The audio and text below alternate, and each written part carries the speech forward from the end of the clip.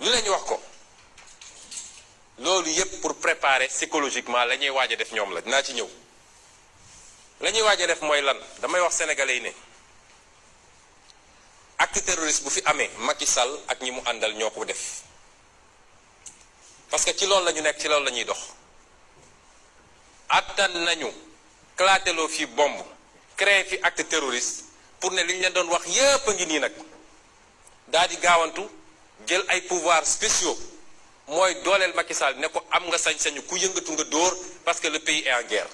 Dialogue ak démocratie ak jàmm mu ngi tàmbali si ñu faire respecter la loi. bu dee ci corona bi rek la fi andi woon loolu ku yëngatu ñu dóor parce que nee na dañ doon guerre ak benn microbe bu kenn gisul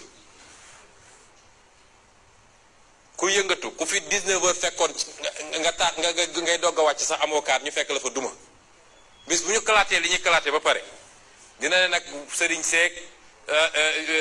mouvement citoyen ñëpp waxoon naa leen nous sommes en danger donc pouvoirs spéciaux te sénégalais yi nañu xam ni nag bu boobaa amul kenn ku ciy mucc koo xam ne neewoon nga ni ànduma ak Macky Sall ku ci ne ànduma ak Macky Sall moo xam citoyen nga moo xam mouvement citoyen nga moo xam société civile moo xam parti politique nga moo xam syndicat nga xamal ni jaasi gi dina dal sa kaw loolu la ñuy waajal dégg ngeen bi fi événement yi amee mois de mars ministre de l'intérieur taxaw ci télé bi naan ay terroriste laak ay force occulte ak ana ñooñu ba léegi am réew mel ni Sénégal ak li ñu am ci ay service nga ne ay force occulte dugg nañ fi ba def li ñuy def ba disparaître ba sey te mënoo ci jàpp kenn ne benn ngi nii loolu yëpp pour préparer opinion yi la te lenn rek la ci jublu mooy ñoom dama bëgg sénégalais xam dañoo am benn stratégie boo xam ne pour mu dox il faut ñu njëkk a tiital sénégalais yi te bokk na ci leen mën a aider ci stratégie boobu mooy nañu fexe ba féewale jullit ñi dem ci ñii ne leen yéen ay tarixa yi moytu leen ñële nii la ñu mel dem ci ñii ne leen moytu leen ñële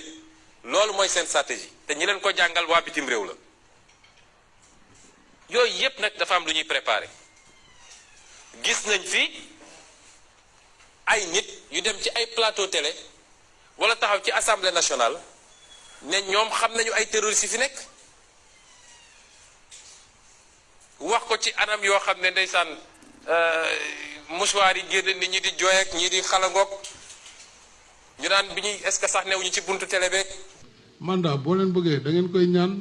ma ne leen jël leen soo leen bëggee waaye si njëkk nag si njëkk de.